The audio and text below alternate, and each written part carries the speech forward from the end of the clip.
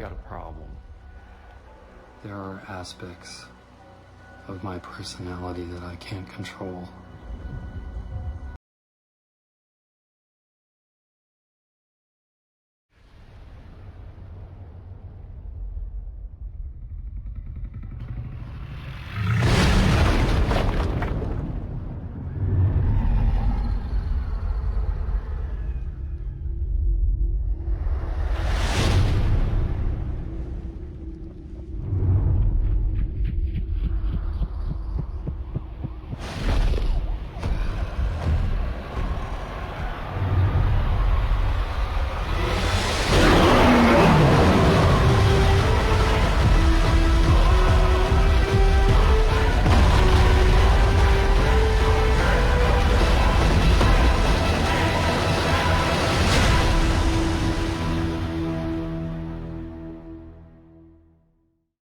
This is my review for The Incredible Hulk, released in 2008.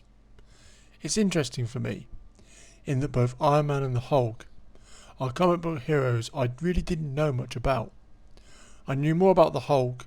I didn't even know who Tony Stark was, but I knew who Bruce Banner was. So, given that, you'd expect I might be able to enjoy this film more than I did Iron Man. Sadly for The Incredible Hulk, that's not the case. That is not to say The Incredible Hulk is not a good comic book hero movie, because it is. It's just to say that it didn't strike me as an overall good movie in the way that Iron Man did. It used an interesting if slightly odd way to bring you up to speed, which also gives a few nods to the opening of the 70s TV show, showing Bruce Banner's initial change into the Hulk while the opening credits were running, nicely bringing up to speed. This is not really a good or a bad thing, but one aspect I liked about Iron Man was that it didn't skim over the origin, and it took time to show you each step that brought Tony Stark to be Iron Man. However, there was still a lot of Bruce on the run to do, so I understand why they did it, and in those terms it worked fine. It's a bit like what they did with the Spider-Man films, with the opening sequences showing you what happened in the previous installments. Edward Norton does a solid job in the lead, with both the serious and comedic elements of the film. William Hurt also brings a great performance to a character that could easily be cliched, and I guess at times kind of was, but overall kept enough believability in it. The fight scenes were very well executed, and steady camera wise, it was a steady camera, so that was fine. It didn't move about like it did with other films of recent, such as Alien and Predator Requiem. I don't know if I'm alone on this, but I found the character of Samuel Stearns, aka Mr. Blue, very irritating.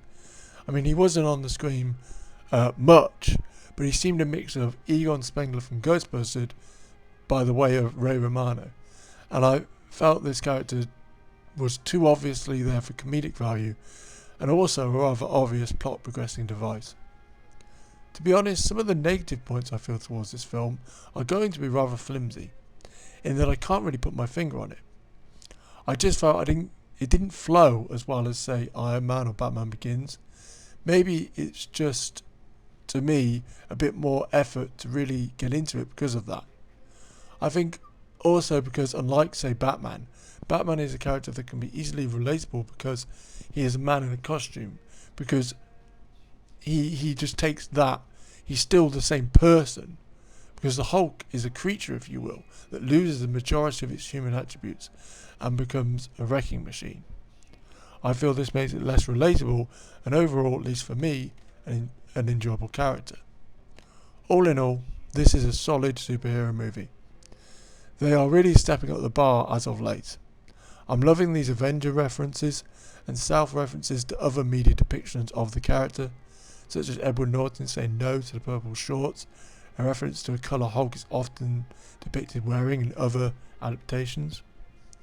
Apart from the Samuel Stern character, there's nothing overly negative, just because maybe of the limitations of the superhero themselves and an inability to fully enjoy it kind of stepped in for me, but still a very solid comic book movie indeed. Oh, and a fantastic end fight. What the hell was that? There's only one